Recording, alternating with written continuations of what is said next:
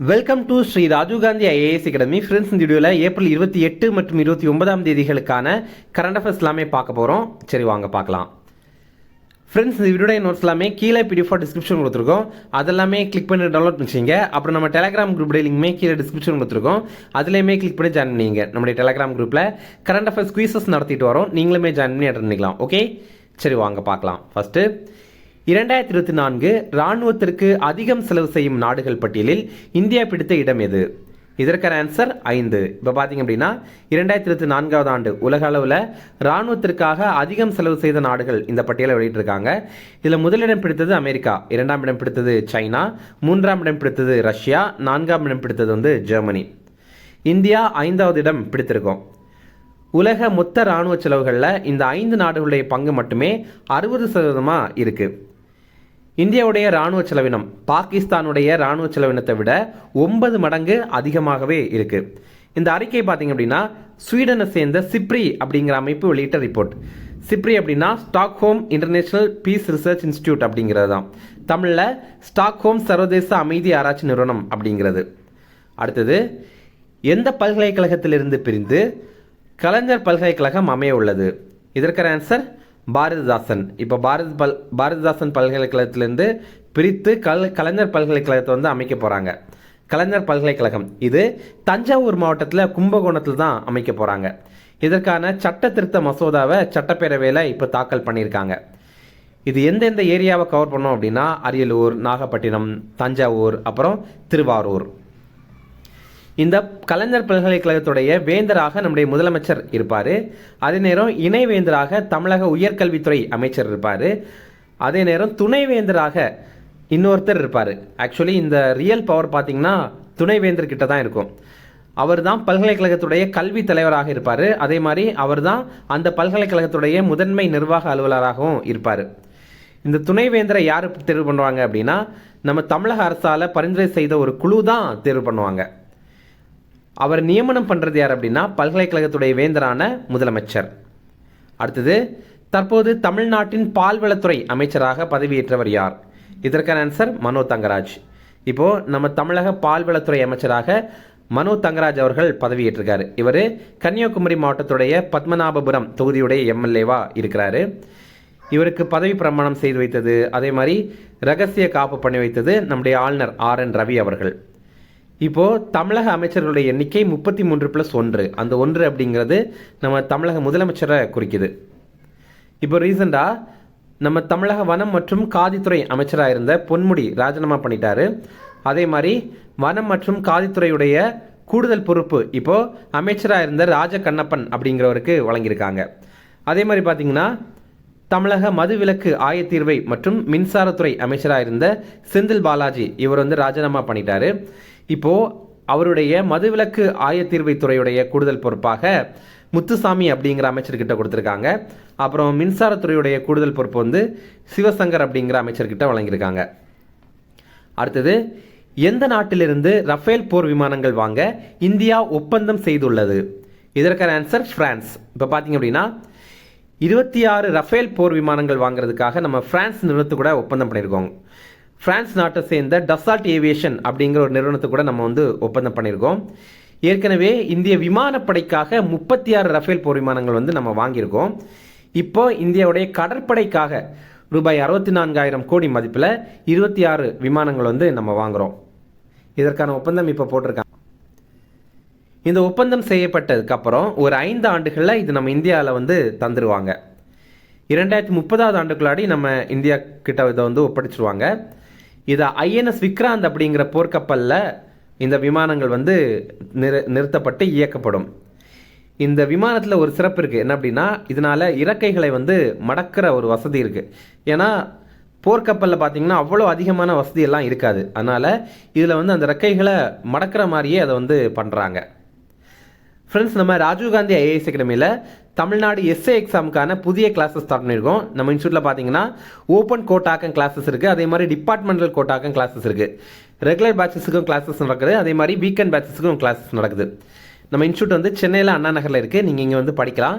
இது சம்மந்தமாக உங்களுக்கு ஏதாவது தகவல் தெரியணும் அப்படின்னா ஸ்க்ரீனில் தெரியுற நம்பருக்கு கால் பண்ணி பேசிக்கலாம். அடுத்தது, கர்ப்பகால உயர் இரத்த அழுத்தத்தை கண்டறிய பயோ சென்சார் தளத்தை உருவாக்கிய நிறுவனம் எது? இதற்கான ஆன்சர் ஐஐடி மெட்ராஸ். இப்போ பார்த்தீங்கன்னா மகளிருடைய கர்ப்ப காலத்தில் வந்து உயர் ரத்த அழுத்தம் வந்து ஏற்படும். அது அவங்க வந்து கரெக்டாக பார்க்கல அப்படின்னா அவங்களுக்கு ப்ரெக்னென்சி டைமில் காம்ப்ளிகேஷன்ஸ் கூட டெவலப் ஆகும். அதனால் கரெக்டாக வந்து அதை மெஷர் பண்ணுறது ரொம்ப ரொம்ப முக்கியமானது. அது இப்போல்லாம் நகரங்களில் மேக்ஸிமம் பண்ணுறாங்க, ஆனால் கிராமங்களில் வந்து அதை பண்ணுறது கிடையாது. அதுக்கான ஒரு வசதி இன்னும் நமக்கு நிறைய இடங்களில் இல்லை. ஓகேவா? வசதி இல்லை அப்படின்னு சொல்கிறத விட அது சம்மந்தமான விழிப்புணர்வு கூட இல்லை. ஓகே, இப்போ பாருங்கள், ஐஐடி மெட்ராஸ் தலைமையில் சில நிறுவனங்கள்லாம் இணைந்து இந்த மாதிரி ஒரு பயோ சென்சாரை கிரியேட் பண்ணியிருக்காங்க. எதற்காக அப்படின்னா இந்த ப்ரெக்னன்சிக்கு முன்னாடி இருக்கிற அந்த ஹைப்பர் டென்ஷனை வந்து மெஷர் பண்ணணும் அப்படிங்கிறதுக்காக தான். ஓகே, அதை இங்கிலீஷில் ப்ரீ எக்லாம்ப்சியா அப்படின்ற மாதிரி சொல்கிறாங்க. அதாவது ப்ரெக்னன்சிக்கு முன்னாடி இருக்கிற அந்த ஒரு பிளட் ப்ரெஷர் இருக்குல்ல, அதுதான் இந்த மாதிரி சொல்கிறாங்க. இப்போது வழக்கமாக ஏற்கனவே ஒரு நடைமுறை இருக்குது, அதில் சில சிக்கல் இருக்குது. என்ன அப்படின்னா அதில் வந்து அதிகமான நேரம் எடுத்துக்குது அதை மெஷர் பண்ணுறதுக்கு. அதே மாதிரி ஒரு பெரிய கட்டமைப்பு அதற்காக தேவைப்படுது. அதே மாதிரி அதில் வந்து மெஷர் பண்ணோம் அப்படின்னா பயிற்சி பெற்ற பணியாளர்கள் தேவைப்படுறாங்க. ஆனால் இந்த புதிய கருவியில் இந்த விஷயங்கள் எல்லாம் இல்லை. அதிக நேரம் தேவைப்படுறாது, குறைந்த நேரத்திலே நம்ம வந்து மெஷர் பண்ணிடலாம். அதே மாதிரி ஈஸியான கட்டமைப்புலேயே அதை வந்து நம்ம பண்ணிடலாம். அதே மாதிரி பயிற்சி பெற்ற பணியாளர் தேவைப்படணும் அப்படின்ற மாதிரிலாம் கிடையாது. கொஞ்சம் லைட்டாக ஒரு வாட்டி ஒருத்தங்க கிட்ட சொல்லி கொடுத்துட்டு அதை நம்ம வந்து பண்ண வச்சிடலாம். இன்னும் சிறப்பு பார்த்தீங்க அப்படின்னா இந்த புதிய கருவியில் வேகமாக இருக்கும், அதே மாதிரி உணர்திறன் ரொம்ப அதிகமாக இருக்கும். அதனால ரொம்பவே துல்லியமான மெஷர்மெண்ட் வந்து கிடைக்கும். அதே மாதிரி குறிப்பிட்ட தன்மை அப்படிங்கிறது இருக்கும், அதாவது ஸ்பெசிஃபிசிட்டி அப்படிங்கிறது இருக்கும். அப்படின்னா என்னென்னா ரொம்ப துல்லியமான வேல்யூ இருக்கும், அதுதான் இதோடைய அர்த்தம். அடுத்தது, ரெட் பட்டன் ரோபோட்டிக் காப் என்ற பாதுகாப்பு கருவி எந்த நகரில் நிறுவப்பட உள்ளது? இதற்கான ஆன்சர் சென்னை. இப்போ சென்னையில் பார்த்தீங்க அப்படின்னா 200 இடங்களில் இந்த ரெட் பட்டன் ரோபோட்டிக் காப் அப்படிங்கிறத வந்து அமைக்கிறாங்க. இதில் பார்த்தீங்கன்னா அவசர அழைப்பு எச்சரிக்கை ஒலி இருக்கும், அதே மாதிரி வீடியோ கேமரா இருக்கும், அப்புறம் வந்து மைக்ரோஃபோன் வசதி கூட இருக்கும், கூடவே ஜிபிஎஸ் வசதி இருக்கும். இது எதற்காக அப்படின்னா பெண்கள் மற்றும் பொதுமக்களுடைய பாதுகாப்புக்காக தான் இதை நிறுவ போகிறாங்க. இதில் வந்து சிவப்பு பட்டன் ஒன்று இருக்கும். அந்த பட்டனை ஒருத்தங்க அழுத்தினாங்க அப்படின்னா உடனடியாக அங்கேயே நம்ம போலீஸ் கூட வந்து வீடியோ கால் மூலமாக பேச முடியும். அதே நேரத்தில் அந்த பட்டனை அமுத்தின உடனேயே அந்த கருவி அங்கே வந்து ரொம்ப சத்தமாக ஒலி எழுப்பி எச்சரிக்கையே உருவாக்கும். ஏன்னா யாரோ ஒருத்தங்க ஆபத்தில் இருக்காங்க அப்படிங்கிறது தெரியப்படுத்தும். அதே நேரத்தில் அந்த பட்டனை அழுத்தின நேரத்தில் கொஞ்ச நேரத்திலே பார்த்தீங்கன்னா காவல்துறையுடைய ரோந்து வாகனம் விரைவாக அந்த இடத்திற்கு வரும். இன்னொரு விஷயம் பார்த்தீங்கன்னா இங்கே வந்து என்னென்ன விஷயங்கள் காட்சிகள்லாம் நடந்தது அப்படிங்கிறத பதிவு செய்கிறதுக்காக நேரலையில் அனுப்புகிற ஒரு கேமரா கூட பொருத்தப்பட்டிருக்கும்.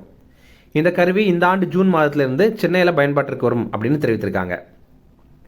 அப்புறம் சச்சேத் செயலி எது தொடர்பானது? இதற்கான ஆன்சர் மாசு கட்டுப்பாடு. மாசு கட்டுப்பாடு கிடையாது, பேரிடர் மீட்பு.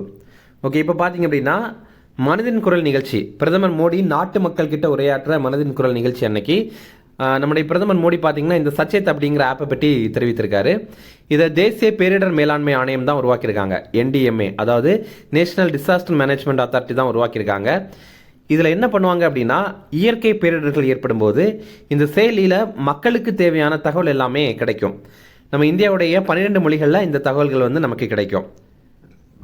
அடுத்தது, தற்போது 7ஆம் வகுப்பு NCERT புத்தகங்களில் யாரை பற்றிய பாடக்குறிப்புகள் நீக்கப்பட்டுள்ளன? இதற்கான ஆன்சர் B மற்றும் D, அதாவது முகலாயர்கள் மற்றும் டெல்லி சுல்தான்கள்.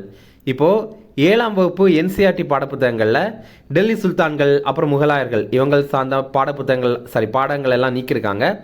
அதே நேரம் என்னென்ன சேர்த்துருக்காங்க அப்படின்னா இப்போ உத்தரப்பிரதேசத்தில் மகா கும்பமேளா நடைபெற்றதில்ல, அது சம்மந்தமானது வந்து சேர்த்துருக்காங்க. அதுக்கப்புறம் மேக் இன் இந்தியா அப்படிங்கிற திட்டம் இருக்குல்ல, அது வந்து சேர்த்துருக்காங்க. அப்புறம் பெண் குழந்தைகளை காப்போம், பெண் குழந்தைகளுக்கு கற்பிப்போம் அப்படிங்கிற திட்டம் இருக்குல்ல, பேட்டி பச்சாவோ பேட்டி பதாவோ, அந்த திட்டம் சம்மந்தமான தகவல்கள் வந்து சேர்த்துருக்காங்க. அதே மாதிரி இந்தியாவுடைய பேரரசர்களான மகத பேரரசு, மௌரிய பேரரசு, சுங்க பேரரசு, அப்புறம் சாதவாகனர்கள் இவங்களுடைய பாடங்கள் எல்லாமே சேர்த்துருக்காங்க. ஓகேவா? NCERT அப்படின்னா National Council of Educational Research and Training அப்படிங்கிறது தான், கல்வி ஆராய்ச்சி மற்றும் பயிற்சிக்கான தேசிய கவுன்சில் அப்படிங்கிறது. அடுத்தது, இப்போது தேசிய நெடுஞ்சாலைகள்லாம் பார்த்திங்க அப்படின்னா ரொம்ப அதிகமான சாலை விபத்துகள் ஏற்படுது. அப்போது அந்த சாலை விபத்தில் சிகிச்சை வழங்கணும்ல, அதற்காக கட்டணமில்லாத விபத்து சிகிச்சை வசதி வந்து அறிமுகம் பண்ணணும் அப்படின்னு உச்சநீதிமன்றம் மத்திய அரசுக்கிட்ட வந்து உத்தரவிட்டிருக்காங்க. இது ஒரு வாரத்துக்குள்ளாடி அறிமுகம் பண்ணணும் அப்படின்ற மாதிரி சொல்லியிருக்காங்க. அடுத்தது தமிழக அரசு ஊழியர்களுக்கு புதிய 9 சலுகைகள் அறிமுகம் பண்ணியிருக்காங்க. அதை பற்றி பார்க்கலாம். தமிழக அரசு ஊழியர்களுக்கு அகவிலைப்படி இதை வந்து 2% வந்து உயர்த்தியிருக்காங்க. அகவிலைப்படி அப்படின்னா டிஏ அப்படின்னு சொல்லுவாங்க, டியர்னஸ் அலவன்ஸ் அப்படின்னு இங்கிலீஷில் சொல்லுவாங்க. இது என்ன அப்படின்னா, இப்போ வந்து நமக்கு ஒவ்வொரு நாளும் இந்த பொருட்களுடைய விலை அதிகமாகிட்டு இருக்கனால சேலரியில் கொஞ்சம் வந்து அதிகப்படுத்தி கொடுப்பாங்க. இது ஜனவரி 1ஆம் தேதி இந்த ஆண்டுலேருந்து நடைமுறைக்கு வரும் அப்படின்ற மாதிரி சொல்கிறாங்க. அப்போது ஏற்கனவே இந்த ஏப்ரல் மாதமே இப்போ முடிய போகுது. இப்போ எப்படி ஜனவரி மாதத்துலேருந்து அமலுக்கு வரும் அப்படின்னா, இப்போ ஏப்ரல் மாதத்துக்கான சேலரி வழங்கிடுவாங்க. ஆனால் ஜனவரியிலேருந்தே ஒரு 2% வந்து கால்குலேஷன் பண்ணி அதை வந்து அதுக்கப்புறமா கொடுப்பாங்க. ஓகே, அதுக்கப்புறம் பண்டிகை கால முன்பணம், இதற்கு முன்னாடி ரூபாய் 10,000 வந்து வழங்கிட்டு இருந்தாங்க. இப்போ வந்து 20,000 வழங்க போகிறாங்க. இது எப்படின்னா, இப்போ நீங்கள் வந்து முஸ்லீமாக இருக்கிறீங்க அல்லது கிறிஸ்டினாக இருக்கிறீங்க அல்லது வந்து ஹிந்துவாக இருக்கிறீங்க அப்படின்னா, உங்களுக்கு என்னைக்கு தேவையோ அன்னைக்கு நீங்கள் ஒரு நாள் வந்து பண்டிகை கால முன்பணம் வந்து பெற்றுக்கலாம். இப்போ நான் கிறிஸ்டினாக இருக்கேன் அப்படின்னா நான் கிறிஸ்மஸ் அன்னைக்கு பெற்றுக்கலாம். ஏதாவது எனக்கு என்ன தேவையோ அன்னைக்கு நான் வந்து பெற்றுக்கலாம். பொங்கல் கூட பெற்றுக்கலாம், இல்லை தீபாவளிக்கு நான் வேணும் அப்படின்னா கூட நம்ம பெற்றுக்கலாம். ஓகேவா? இதுக்கு முன்னாடி பார்த்தீங்கன்னா அது வந்து 10,000 ரூபா நம்ம தமிழ்நாடு கவர்மெண்ட் வழங்கிட்டு இருந்தாங்க. இப்போ வந்து அது 20,000 வழங்குறாங்க. இது என்ன பண்ணுவாங்க அப்படின்னா, நம்ம சேலரிலேருந்து கொஞ்சம் கொஞ்சம் காசு வந்து பிடிச்சிட்டே இருப்பாங்க. ஒரு 1000 ரூபா அந்த மாதிரி எல்லாம் பிடிச்சிட்டு அதை தான் வந்து அவங்க தருவாங்க. ஓகேவா? அடுத்தது அரசு ஊழியர்களுடைய குழந்தைகளுக்கான கல்வி கட்டணம், இதற்கு பார்த்தீங்கன்னா ரூபாய் 1,00,000 வந்து தொழில் கல்வி பயில்றதுக்கு வழங்குவாங்க. தொழில் கல்வி அப்படின்னா இந்த டாக்டரு, அதுக்கப்புறம் இன்ஜினியர் இந்த மாதிரி இருக்கிறதுக்கு இதுவுமே லோனாக தான் வழங்குறாங்க. ஓகேவா? அதே நேரம் கலை, அறிவியல், பாலிடெக்னிக் படிப்புகளுக்கு ரூபாய் 50,000 வழங்குறாங்க. அதே மாதிரி திருமண முன்பணம், இது பார்த்தீங்கன்னா இதுவுமே லோன் தான் வழங்குறாங்க. இனி வந்து ரூபாய் 5,00,000 வழங்குறாங்க. ஆணுக்கும் பெண்ணுக்கும் 5,00,000 அந்த மாதிரி வழங்குறாங்க. இதற்கு முன்னாடி பெண் ஊழியர்களுக்கு ரூபாய் 10,000 வழங்கிட்டு இருந்தாங்க. ஆண் ஊழியர்களுக்கு ரூபாய் 6,000 வழங்கிட்டு இருந்தாங்க. இது லோனாக தான் வழங்குறாங்க. அடுத்தது பொங்கல் டைமில் ஓய்வூதியதாரர்களுக்கு ரூபாய் 1000 வழங்குறாங்க. இது வந்து லோனாலாம் வழங்கலை, அப்படியே ஃப்ரீயாகவே வழங்கிடுறாங்க. இதற்கு முன்னாடி வந்து 500 ரூபாய் வழங்கிட்டு இருந்தாங்க. அதே மாதிரி ஓய்வூதியதாரர்களுக்கு பண்டிகை கால முன்பணம் அது வந்து 6,000 ரூபாய் வந்து வழங்க போகிறாங்க இனிமேல். அதுக்கப்புறம் இந்த லீவில் பார்த்தீங்க அப்படின்னா இஎல் அப்படின்னு ஒன்று இருக்குது, அதாவது ஏண்ட் லீவ் அப்படின்னு சொல்லுவாங்க. தமிழில் வந்து ஈட்டிய விடுப்பு அப்படின்ற மாதிரி சொல்லுவாங்க. இது என்ன அப்படின்னா, நீங்கள் ஜனவரி 1ஆம் தேதி நம்ம லீவில் ஒரு 15 வந்து வந்துடும். அதுக்கப்புறம் மறுபடி ஜூலை 1ஆம் தேதி இன்னொரு 15 வரும். அப்படி 15 சேர்த்து 30 வரும். அடுத்தப்புறம் மறுபடியும் பார்த்தீங்கன்னா அடுத்த வருஷம் ஜனவரி 1ஆம் தேதி இன்னும் ஒரு 15 வரும். அதுக்கப்புறம் இன்னும் ஜூலை மாதம் பார்த்தீங்கன்னா இன்னொரு 15 வரும். இந்த மாதிரி நம்மளுடைய லீவ் வந்து சேர்ந்துட்டே இருக்கும். நம்ம பணி முடியும் போது ஒரு 240 லீவ் வரைக்கும் ஸ்டேட் கவர்மெண்ட்டை பொறுத்த வரைக்கும் நம்ம வந்து அதை கவர்மெண்ட்டிட்ட கொடுத்து அதுக்கு ஈடாக நம்ம வந்து காசு வாங்கிக்கலாம். இது ஒரு பக்கம் இருந்தாலும் 240க்கு மேலே நம்ம எவ்வளோதான் லீவை சேர்த்து வச்சிருந்தாலும் அது வந்து பிரயோஜனம் இல்லாமல் இருக்கும்.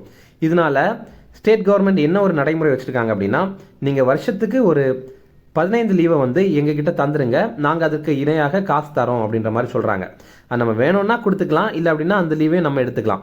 இப்போ ஒரு வருஷத்துக்கு பார்த்தீங்கன்னா 30 லீவ் வருதா, அந்த 30 லீவில் 15 லீவை நம்ம எடுத்துகிட்டு மீதி ஒரு 15 லீவை கவர்மெண்ட்டுக்கிட்டே கொடுக்குறோம். அதாவது நான் வந்து 15 லீவு தான் நான் எடுத்துக்கிறேன், மீதி ஒரு 15 லீவு நான் வந்து அப்படியே தான் வச்சுக்கிறேன், நான் உங்ககிட்ட தந்துடுறேன், அதுக்கு பதிலாக நீங்கள் எனக்கு வந்து சேலரி தந்துடுங்க, அதாவது காசு தந்துடுங்க அப்படின்ற மாதிரி சொல்கிறது. இது பார்த்தீங்கன்னா ஏற்கனவே கொரோனாவுக்கு முன்னாடி இருந்துச்சு இந்த நடைமுறை. ஆனால் அதுக்கப்புறம் கொரோனா மூலமாக நமக்கு வந்து நிறைய நிதி பற்றாக்குறை ஏற்பட்டனால அந்த டைமில் வந்து அதை தடை பண்ணியிருந்தாங்க. இப்போ மறுபடியும் இந்த அக்டோபர் 1ஆம் தேதியிலேருந்து அதை தொடங்க போகிறாங்க இந்த ஆண்டு. நம்ம இந்த ஆண்டு தமிழக நிதிநிலை அறிக்கையில் என்ன சொல்லியிருந்தாங்கன்னா, அடுத்த ஆண்டு ஏப்ரல் 1ஆம் தேதியிலேருந்து தான் இதை தொடங்க போகிறோம் அப்படின்னு சொல்லியிருந்தாங்க. ஆனால் இதை கொஞ்சம் முன்னாடியே தொடங்குறாங்க. அதே மாதிரி மகப்பேறு விடுப்பு காலம் இருக்குல்ல, அதை தகுதிகான் பருவத்திற்கு கணக்கில் எடுத்துக்கொள்ளப்படும் அப்படின்ற மாதிரி தெரிவித்திருக்காங்க. இப்போ ப்ரொபேஷன் பீரியட் அப்படின்னு ஒன்று இருக்குல்ல, இப்போ நீங்கள் ஒரு எக்ஸாம் பாஸ் பண்ணிட்டீங்க, இப்போ பணியில் இணைந்துட்டீங்க அப்படின்னாலும் 2 வருஷம் வந்து ப்ரொபேஷன் பீரியட் அப்படிங்கிறது ஒன்று இருக்குது. அது ஒரு டிபார்ட்மெண்ட்டை பொறுத்து மாறும் அப்படின்னு நினைக்கிறேன். அப்போது அந்த டைமில் ஒரு மகளிர் இருக்காங்க, அவங்க வந்து ப்ரெக்னென்சிக்காக லீவ் போடுறாங்க, 1 வருஷம் வந்து லீவ் போடுறாங்க அப்படின்னா இதுக்கு முன்னாடி வந்து அதை சர்வீஸில் வந்து சேர்த்துக்க மாட்டாங்க. கன்ஃபர்மேஷன் வந்து 2 வருஷத்தில் ஆக வேண்டியது இதை சேர்த்துக்காதனால 3 வருஷமாக அது ஆகிரும் கன்ஃபர்மேஷன் ஆகிறதுக்கு. ஆனால் இனிமேல் பார்த்தீங்கன்னா அதை கன்ஃபர்மேஷன்லேயும் சேர்த்துக்க போகிறோம் அப்படின்ற மாதிரி சொல்கிறாங்க. அதனால் அதையுமே கவுண்ட் பண்ண போகிறோம் அப்படின்னு சொல்லியிருக்காங்க. அடுத்த இம்பார்ட்டன்ட் டேஸ் பார்க்கலாம். பணியிடங்களில் ஆரோக்கியம் மற்றும் பாதுகாப்புக்கான சர்வதேச தினம், இது ஏப்ரல் 28 இந்த ஆண்டுக்கான கருப்பொருள் ஆரோக்கியம் மற்றும் பாதுகாப்பில் புரட்சியை ஏற்படுத்துதல், பணியில் ஏஐ மற்றும் டிஜிட்டல் மயமாக்கலின் பங்கு அப்படிங்கிறது தான். ரிவிஷன் பார்க்கலாம். 2024 இராணுவத்திற்கு அதிகம் செலவு செய்யும் நாடுகள் பட்டியலில் இந்தியா பிடித்த இடம் எது? இதற்கான ஆன்சர் 5. அடுத்தது, எந்த பல்கலைக்கழகத்தில் இருந்து பிரித்து கலைஞர் பல்கலைக்கழகம் அமைய உள்ளது? இதற்கான ஆன்சர் பாரதிதாசன் பல்கலைக்கழகம். அடுத்தது, தற்போது தமிழ்நாட்டின் பால்வளத்துறை அமைச்சராக பதவியேற்றவர் யார்? இதற்கான ஆன்சர் மனோ தங்கராஜ். அடுத்தது, எந்த நாட்டிலிருந்து ரஃபேல் போர் விமானங்கள் வாங்க இந்தியா ஒப்பந்தம் செய்துள்ளது? இதற்கான ஆன்சர் பிரான்ஸ். அடுத்தது, கர்ப்பகால உயர் இரத்த அழுத்தத்தை கண்டறிய பயோ சென்சார் தளத்தை உருவாக்கிய நிறுவனம் எது? இதற்கான ஆன்சர் ஐஐடி மெட்ராஸ். அடுத்தது, ரெட் பட்டன் ரோபோட்டிக் காப் என்ற பாதுகாப்பு கருவி எந்த நகரில் நிறுவப்பட உள்ளது? இதற்கான ஆன்சர் சென்னை. அடுத்தது, சசேத் செயலி எது தொடர்பானது? இதற்கான ஆன்சர் பேரிடர் மீட்பு.